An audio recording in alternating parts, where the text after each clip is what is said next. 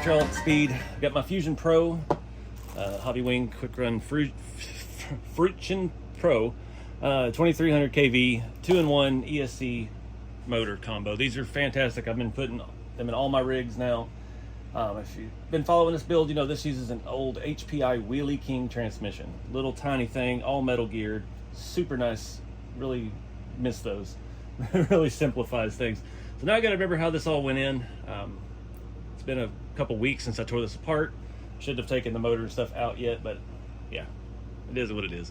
So I gotta figure this out. I've got my pinion gear, I've got Loctite, and make sure the whole theme of this build, keeping everything really nice. The wiring, I'm not sure yet. We're gonna wait till we get the motor and drive shaft in for that. Figure out, it doesn't really fit over here where I needed it to go with that extra wiring.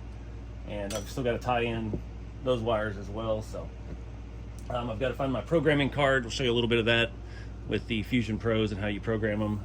And I'm trying to remember all the settings that I like to program them with, because I ain't gonna have time to test drive this. So anyways, let's get to work.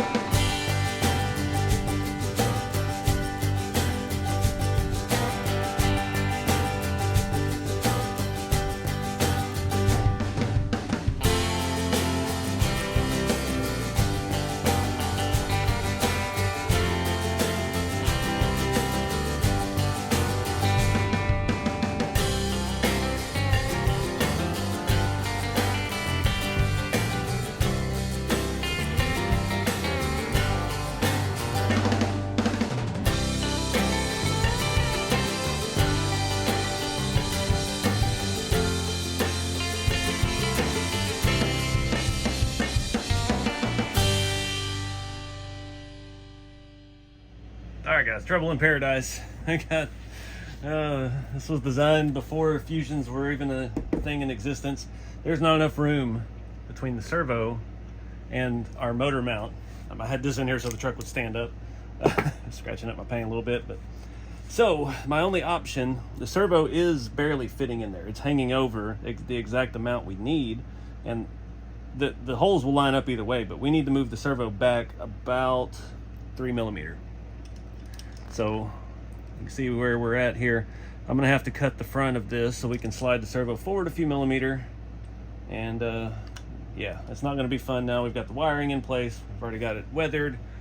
I gotta figure out the best plan of attack here. It's steel, so we're not gonna be able to just grind away at it with the Dremel. That's not gonna have the oomph that we need.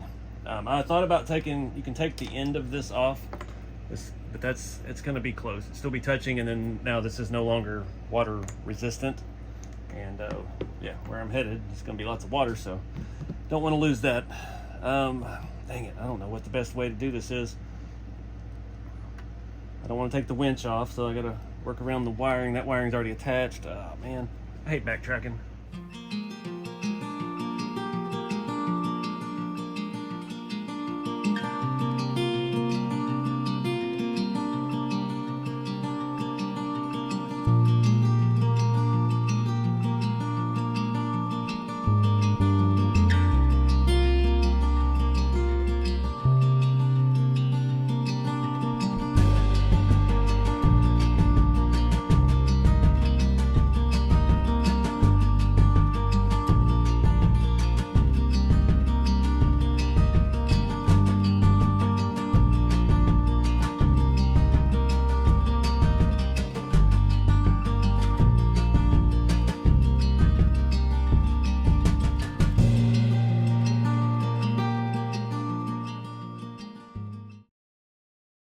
Alright guys, about an hour later, I think we've got enough space.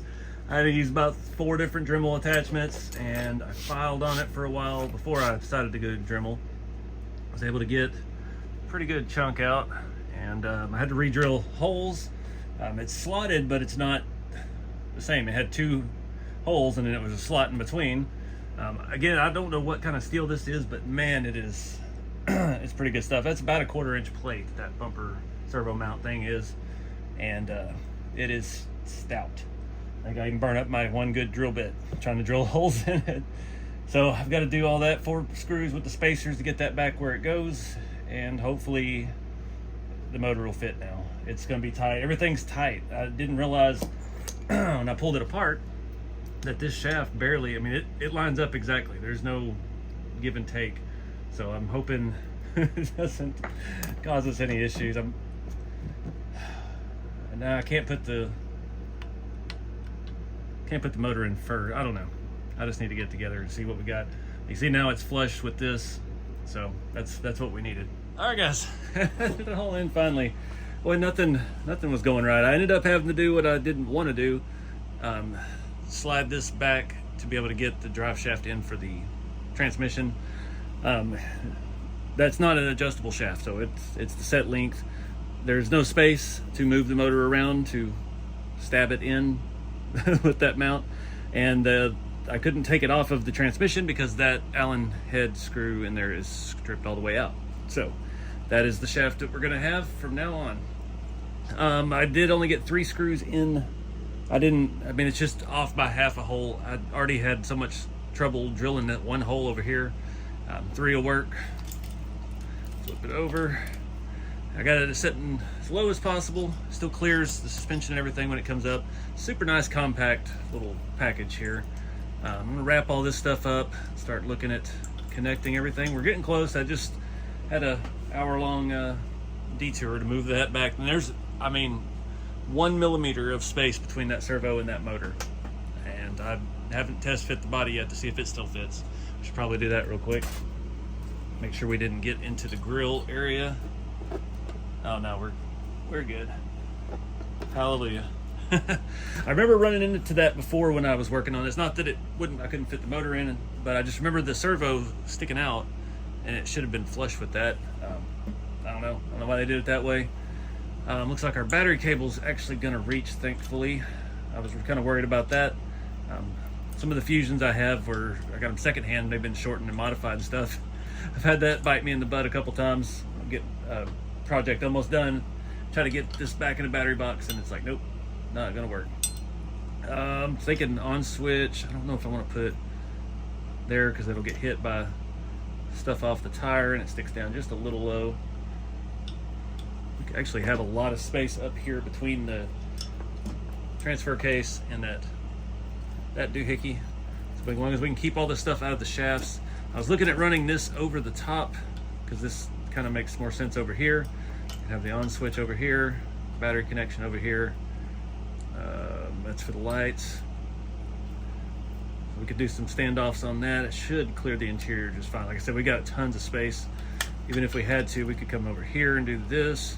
We've got plenty of space. Just trying to find the most clean route to do this. So, all right, guys, did a test run. Everything is looking good. I got it programmed. I left the power button loose until I drove it, make sure everything was set. Makes it a lot easier to get that plug in and out. Now I've got to find that plug, put it back in. I think I'm going to put this on the underside right there where I can have a pretty clear shot right to where it'll be. Come on. This stupid thing. Let you plug the plug in upside down, but the rubber plug can't be. So we got 13 options here with the Fusion Pro. Running mode, forward, reverse, RPM matching, forward, reverse, brake, which is what I normally run for crawlers, and forward, reverse, normal thing. You can set it for automatic battery detection or 2-cell or 3-cell. I run 3 cells and everything, so I set it for that. Cut off voltage, the safety LiPo cut. It's on medium by default. I left it there. Thermal protection was on 2, the higher temperature. I think I left it on whatever that was. I did test it before I hooked it up to the programmer, and you can choose your motor rotation. So I needed it to switch, so that way I didn't have to fool with the radio.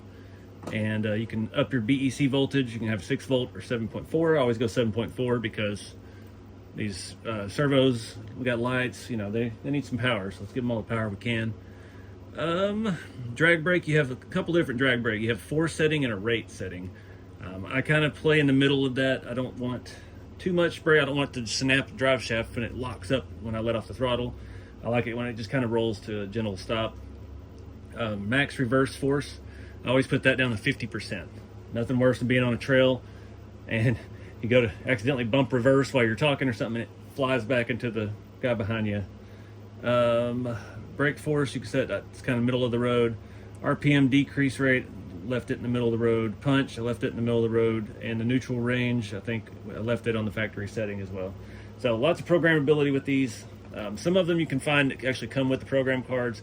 I think I've seen somewhere there's a big digital programming card. I'm gonna keep running these. We might look at that in the future. But this isn't the best looking system. Once I get this mounted up under here, figure out what to do. This looks like something my cat threw up. It's just this wadded mat of things, but I had no other options. There's just nowhere to put anything. I wanted to route it through here, and it put the battery cable right where it needed to be.